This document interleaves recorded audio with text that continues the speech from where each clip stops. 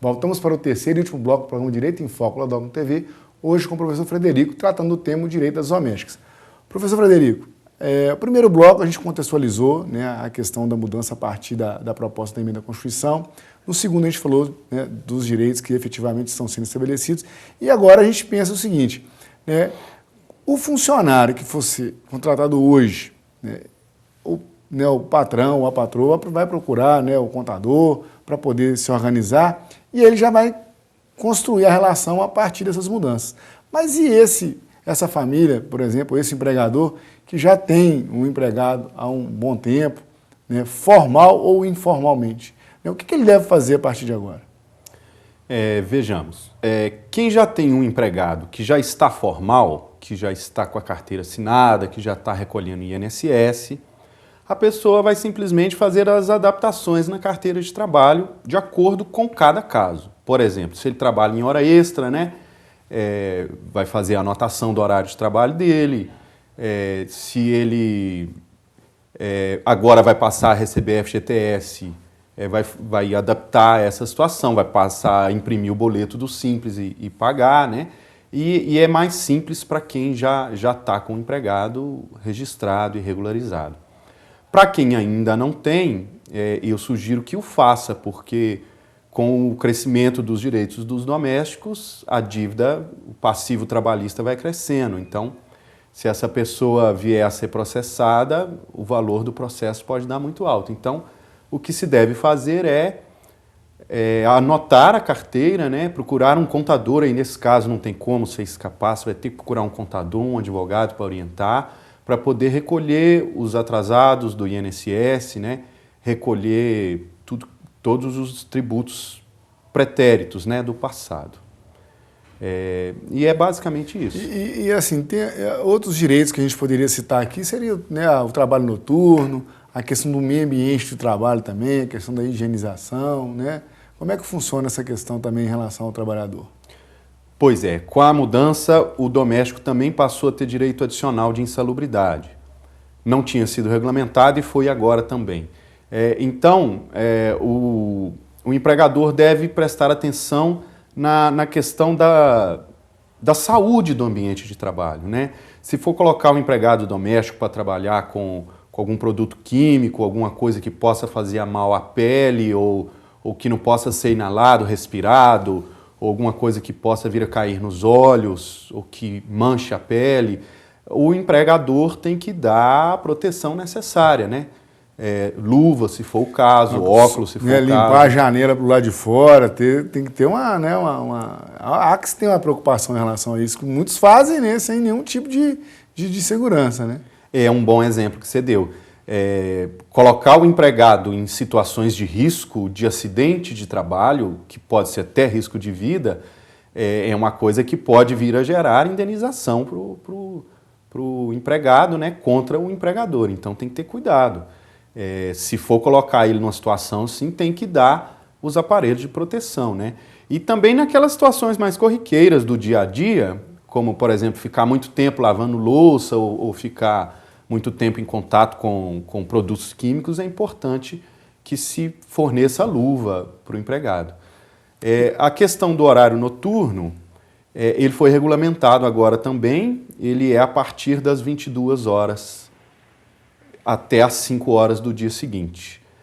Quer dizer que o empregado que trabalhar nesse período, cada hora trabalhada entre 22 e 5 da manhã, tem que ser paga com 20% de acréscimo. Esse é o adicional de insalubridade. E ainda tem mais um detalhe, que essa hora ela não é contada à razão de 60 minutos. No direito a gente chama isso de hora ficta. Ela é menor, ela é de 58 segundos e 58 minutos e 30 segundos. Quer dizer que não vai ficar fácil para o empregador fazer essa conta sozinho.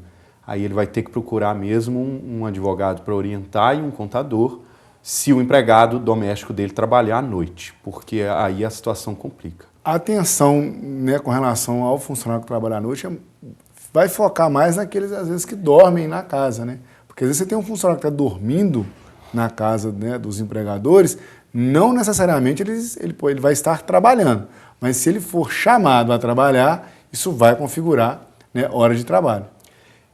A questão do doméstico aí, primeiro é importante a gente entender o que é doméstico, porque às vezes você tem lá um empregado que é um enfermeiro e que cuida de alguém da casa, você acaba entendendo que pelo fato dele ter um diploma, ou você trabalhar numa categoria específica, que é de enfermeiro, por exemplo, você entende que ele não é doméstico e pode ser, né, um cuidador qualquer que tenha um diploma. Essa pessoa, na verdade, é empregado doméstico. A definição de doméstico é aquela pessoa que trabalha para outra pessoa física ou para a família num ambiente residencial. Então, qualquer profissão que trabalhar desse jeito vai ser considerado doméstico. E aí vem a questão do dormir, né? Aí muitos cuidadores assim de idosos ou de crianças, eles dormem no serviço. E esse tempo à disposição do empregador pode vir a ser considerado hora de trabalho e pode vir a ser cobrado como hora extra, se ultrapassar as 8 do dia, e noturna, né, entre 22 e 5 da manhã. E como, né, de alguma forma o senhor apontou aí algumas atividades que são consideradas como atividades domésticas, né, poderia citar outras, assim, por exemplo, o jardineiro, né, você falou do cuidador, né, a babá. Os mais comuns são jardineiro, caseiro, né, a pessoa que faz faxina, a pessoa que é babá, que cuida de crianças ou que cuida de idosos. Esses são os motorista mais comuns, também, né? motorista particular. Aqui na nossa região é mais raro, mas também é um exemplo. Agora, na verdade, o que define o doméstico não é a profissão que ele exerce, é para quem o emprega. Se quem o emprega for pessoa física ou família que põe ele para trabalhar, para cuidar das coisas da família, ele vai ser considerado doméstico. Mesmo que ele seja motorista e trabalhe na rua, mas se ele transporta a família do empregador, ele vai ser considerado como doméstico. Ok, professor Frederico.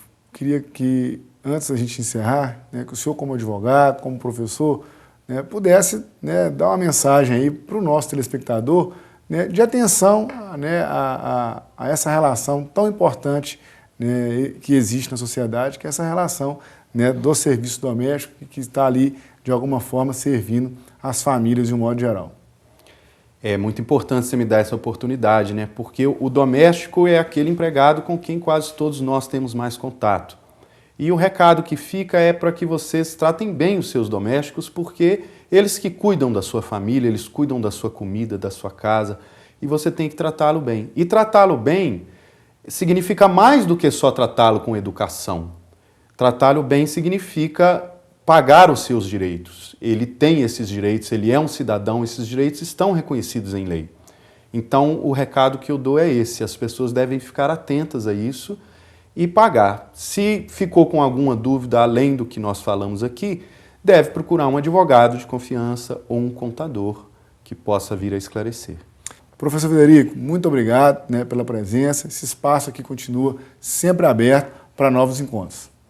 Eu que agradeço, muito obrigado, Oscar, por lembrar de mim, né, e me ter aí como uma referência para esses assuntos trabalhistas.